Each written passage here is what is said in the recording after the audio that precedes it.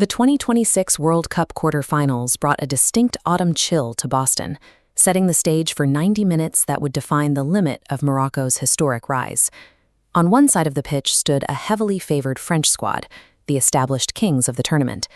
On the other, a Moroccan team intent on proving that they finally belonged in the same tier. To understand this matchup, you have to look past the Cinderella story of 2022.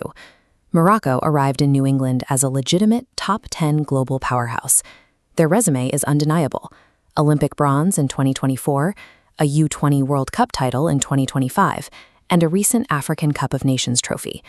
This wasn't a David versus Goliath formality. It was a brutal collision between a football dynasty and a rising global power. By the 28th minute, France appeared to have the breakthrough they needed. They had forced Morocco into a rare defensive mistake and successfully won a penalty.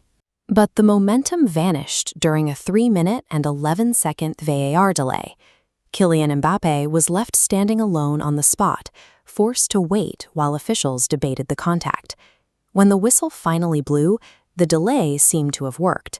Mbappé's strike was uncharacteristically hesitant, allowing Yassine Bounou to make a sprawling save and keep the match scoreless. Morocco had achieved their primary objective. They had slowed the game to a crawl and survived the initial French surge, leaving Les Bleus frustrated and open to a counterattack.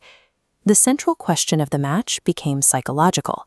How would the world's most clinical attack respond after failing such a public, high-stakes test? France responded by leaning into their structural discipline. Under Didier Deschamps, they refused to let the missed penalty dictate their tempo. On the surface, the match looked competitive. Morocco actually controlled 52% of the possession, successfully keeping the ball away from the French stars for long stretches. But that possession was hollow. France generated 22 shots to Morocco's 5. This is reflected in the expected goals data. France's massive 3.38 xG proves they created 3 high-quality chances for every one Morocco found.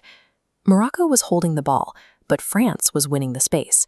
They were simply waiting for the exact moment the Moroccan defense lost its concentration. That moment arrived in the 60th minute. Mbappé received the ball just outside the box, surrounded by defenders with no obvious lane to the goal.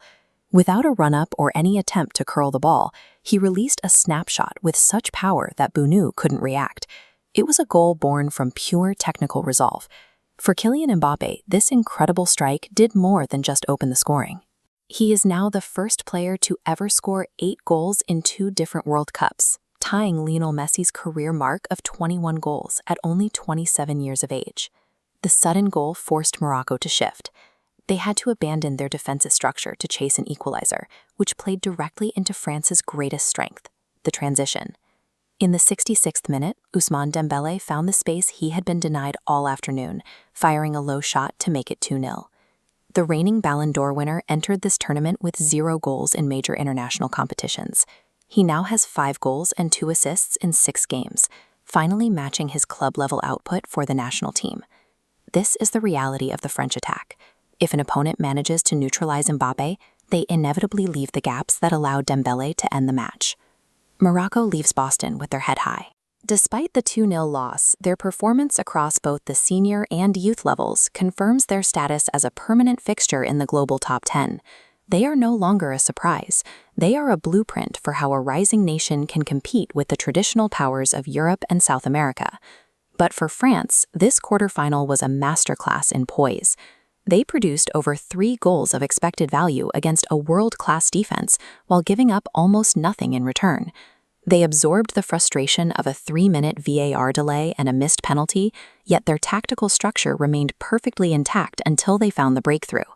They now face either Spain or Belgium in the semifinals, and based on this performance, they will enter that match as the heavy favorite. France is the first nation in 40 years to reach 3 successive World Cup semifinals. By pairing clinical stars with unshakable tactical patience, they have established a standard that the rest of the world has yet to solve.